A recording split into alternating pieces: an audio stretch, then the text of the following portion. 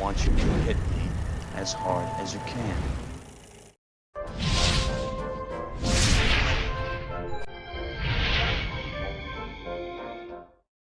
Hello, and welcome back to another chapter of Animation Movies Revisited, where we take a look back at some of the greatest animated films and rediscover the reasons they've left a lasting impression throughout the years. In this episode, we'll be taking a trip to Fitzgibbon's farm, where we'll find Mrs. Brisby and her family, who are the subjects of Don Bluth's dark directorial debut, The Secret of Nimh. Back in my day, by which I mean the hairspray-happy neon nightmare that was the 1980s, filmmakers were unafraid of frightening the daylights out of children, and often ushered them into dark fantasy worlds with movies like Labyrinth, The Dark Crystal, and Return to Oz. It was a magical time in cinema when Hollywood was overrun with malevolent Muppets entranced by a confounding codpiece-wearing Goblin King, and a transsexual transvestite from Transylvania was transformed into the Lord of Darkness. Themes and characters that would be topics of hot debate by today's standards were considered groundbreaking and bold, and this extended to the world of animation as well.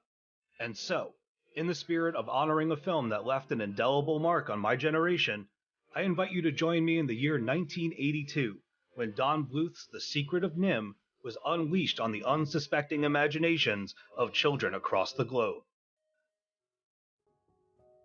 While many animated classics were conceived and arranged by organized bodies of established studios and creators, The Secret of Nimh was, in its way, born out of rebellion against Walt Disney Productions.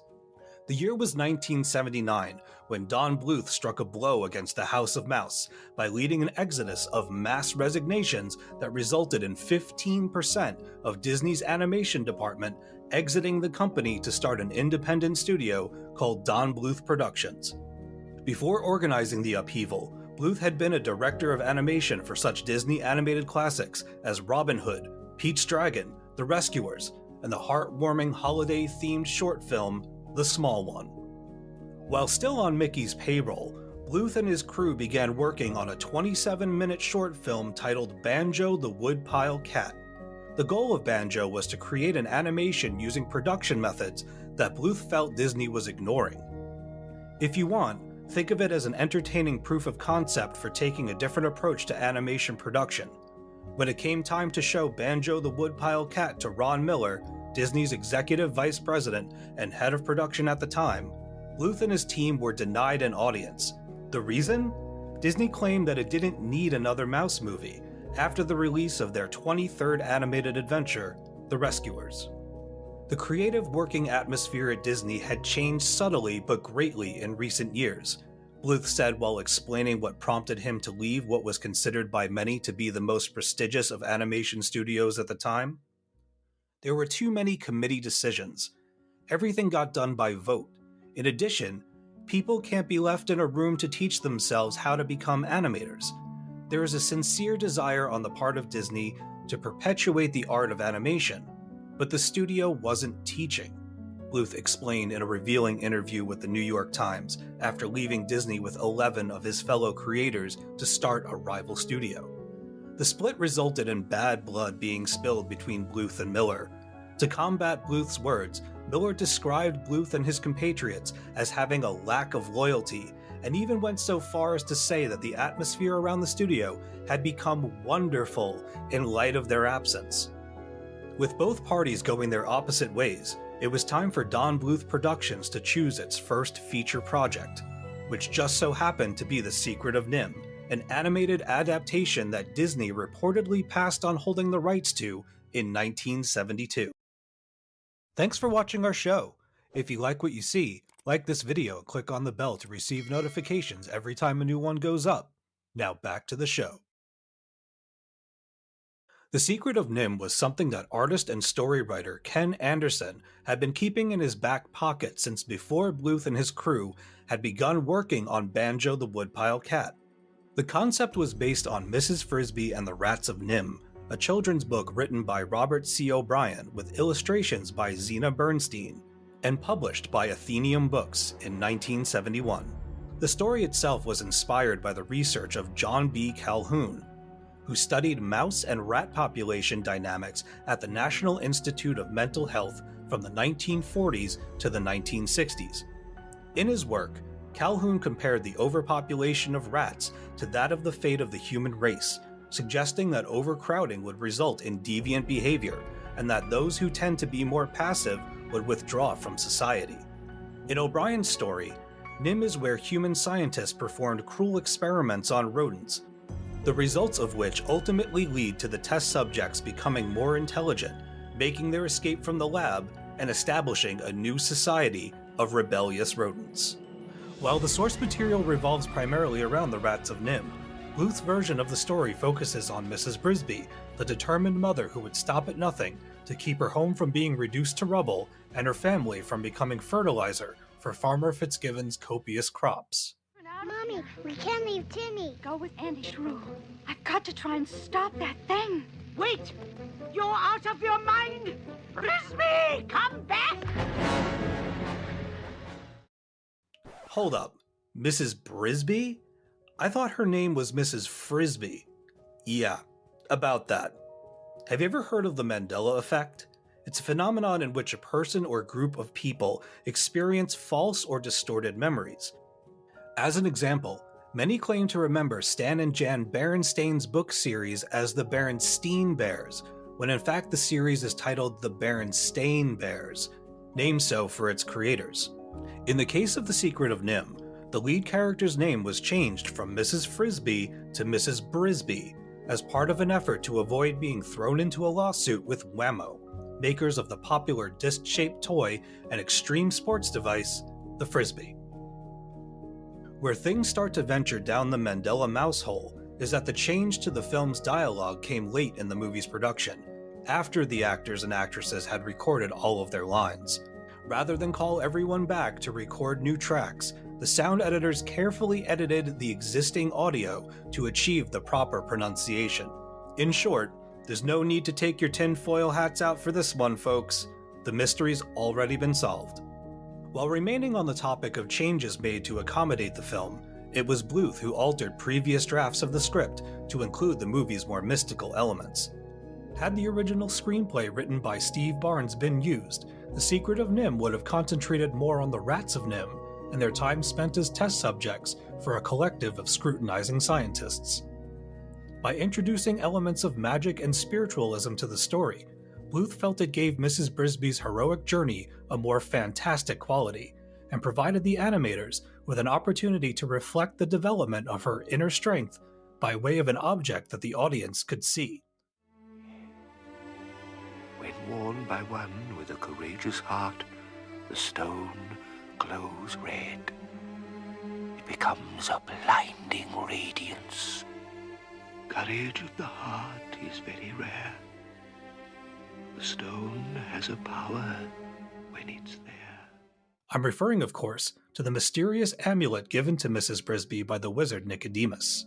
Like the Orin from The Never-Ending Story, or the Goblin King's glass orbs from Labyrinth, Mrs. Brisby's amulet is perhaps the most iconic prop from The Secret of Nimh, with versions of the pendant being sold by the dozens at con booths, as well as the e-commerce company Etsy. Other changes to the original script include the omission of another character named Isabella. Described as an inquisitive young woman with the gift of gab, Isabella was known to have taken a shine to Justin, one of the more upstanding and sword-savvy rats of Nimh. In the end, Isabella was cut from the script, with several of her lines going to the prophetic Nicodemus. The character Jenner was also given a larger role in the film. In O'Brien's novel, Jenner is mentioned in passing as a traitor to the Rats of Nimh, but in Bluth's big screen debut, he's a murderous menace whose goal is to rule the rodent community with an iron grip. Wait, my friend.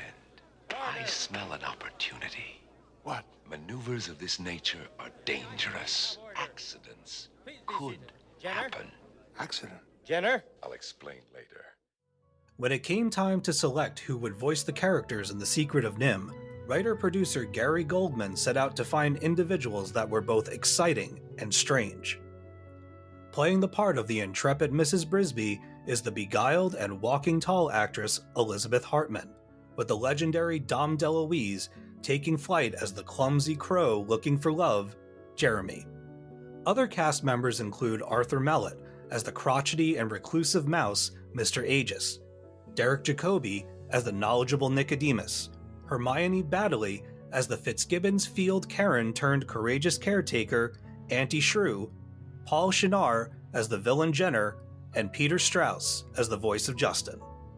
Additionally, and I was surprised to learn this myself, but the voices of two of Mrs. Brisby's children are provided by none other than Star Trek alum and frequent guest star of The Big Bang Theory, Will Wheaton, as the voice of Martin, and 90210 and Mallrats actress Shannon Doherty as Teresa. Doherty even wore a version of Teresa's signature bow to help get into the headspace of the character while recording her dialogue.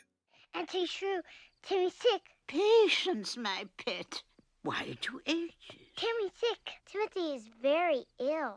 Timmy ill? How dreadful. The Secret of Nimh, with its haunting briar patch interiors, psychedelic tree hollows, and subterranean sleeping quarters, needed a score that would reflect the film's opulent atmosphere and the impending sense of doom that comes with Farmer Fitzgibbons finally being ready to reap the rewards of a harvest well grown. This is where multi-award-winning composer Jerry Goldsmith comes into the picture.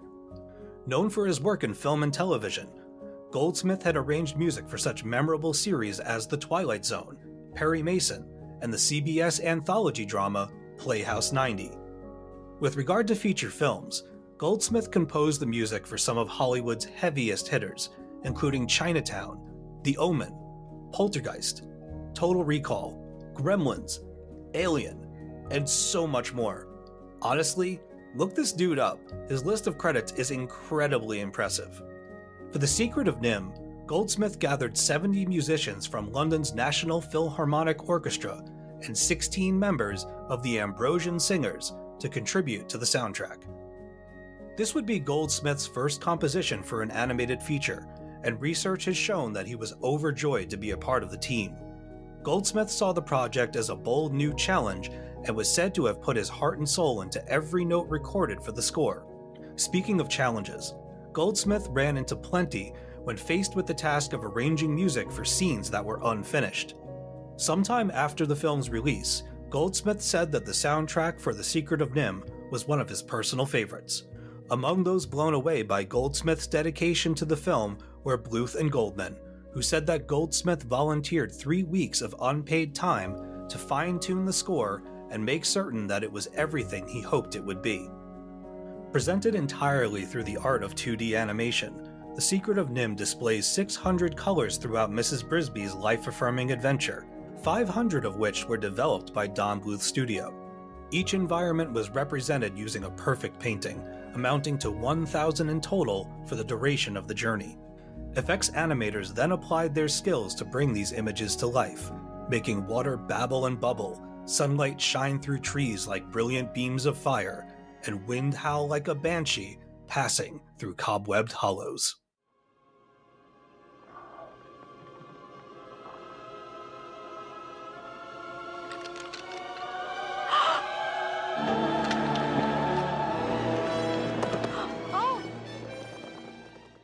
Each drawing was electromagnetically photocopied by a special machine onto a clear sheet of plastic called a cell. Layer upon layer, these cells would bring new objects, effects, and characters into a scene to complete the desired look. Hundreds of hues and shades were applied to each cell by hand, giving each and every object depth, luminosity, and ultimately, personality. Bluth also used 2 handheld cameras called multiplanes to add luxuriance to the classical animation. Positioned 8 feet above the floor and pointed downward, the multiplane camera systematically shot each cell resting on its own individual layer. After multiple passes with the camera, the layers are then compressed to make the final, dynamic image. Some scenes required as many as 12 passes before the desired effect could be captured and made ready for the next part in the animation process. Much like Brad Bird's The Iron Giant, which we've covered in a previous episode of Animation Movies Revisited, The Secret of Nimh was a victim of poor promotion in the lead-up to its theatrical release. Those who invested in the film were expecting a wide release in at least 1,000 theaters, but MGM and United Artists Entertainment opted for a limited release, and only brought the story of Mrs. Brisby and the Rats of Nimh to 100 screens. Eventually, the movie played in as many as 700 cinemas, though the total was still well below what the team at Bluth Studios had been promised. That said, after 26 weeks at the box office, The Secret of Nimh more than doubled its production budget of $7 million, with $14.6 million in worldwide receipts. Thankfully, The Secret of Nimh became a hit on the home market after being released on a series of formats, including Super 8, VHS, Betamax, Laserdisc, and more. Despite the VHS version being listed at the price point of $79 per rental, the film eventually went gold and sold over 25,000 copies. The Secret of Nimh was also a critical success, with many reviewers praising the film's jaw-dropping artistry, mature themes, and emotional output. In 1998, The Secret of Nimh received a direct-to-video sequel titled The Secret of Nimh 2: Timmy to the Rescue. Directed by Dick Sebast, the plot revolves around Mrs. Brisby's son, Timmy, and his return to Thorn Valley. As the events of the film play out, Timmy finds himself struggling to live up to his father's legacy when chosen to become the new leader of Nimh. Only Dom DeLuise and Arthur Mallet reprise their roles for the sequel, with stars the likes of Doris Roberts, William H. Macy, and Ralph Macchio adding their voices to the mix. Lamentably, fans of the original film were upset by Bluth's lack of involvement with the sequel, and so Timmy's rise to power was cast to the bottom of Walmart bargain bins across the globe, where copies still remain to this day. Seriously, just dig for them, they're at the bottom. Other Nimh projects include several attempts to remake the original, with the first coming from Paramount Pictures in 2009. Though, I think it's safe to say that Paramount's Nimh project is dead, especially since in September of 2021, it was announced that a series based on Robert C. O'Brien's Rats of Nimh book series is in the works at Fox. With a script commitment already in place, the series plans to adapt all 3 books in the Nimh trilogy, including Rasco and the Rats of Nimh, and R.T. Margaret and the Rats of Nimh, both written by O'Brien's daughter, Jane Leslie Conley. Having watched The Secret of Nimh for the first time in several years for the purpose of this video, I admit that it was difficult not to watch the film through nostalgia-tinted glasses. I'm a total mark for mature themes being peppered throughout animation aimed at families, and The Secret of Nimh was, and still is, an absolute devastator when it comes to presenting audiences with topics of loss, impending homelessness, and a familial love so powerful that it defies the laws of reality. Bluth and Company gave animation enthusiasts an absolute stunner of a film by bringing 1,000 paintings to life and populating them with enchanting effects and colors the likes of which no one had seen until Bluth and his team manipulated the spectrum to their will and whim. If there are any knocks to be made against the movie, it's that the origin story of the Rats of Nimh feels superfluous when told alongside Mrs. Brisby's mission to heal her ailing son Timmy and rescue the rest of her family before a plow can grind them into mouse meat. There's also something to be said about the film being a bit too mature for young audiences, which, like it or not, are the target audience for a movie such as this. I've asked several people about their experiences with The Secret of Nimh, and more often than not, I've encountered similar versions of the same reply. That movie me up. While I delight in Nimh's nightmarish imagery, Mrs. Brisby's perseverance through seemingly impossible odds, and majestic art that's reflected in every aspect of the Fitzgibbon Farm setting, I'm going to give Don Bluth's The Secret of Nimh 8 Buzz Lightyears out of 10. As a cultural touchstone and a glittering gem of the animation medium, The Secret of Nimh remains an astounding debut from a studio that worked hard to divorce itself from Disney and establish itself as a force to be reckoned with. I would recommend that you tread lightly when introducing this animated classic to your children, even if I, and people like me, turned out just fine. Right? Right? That's all, folks. We'll see you next time.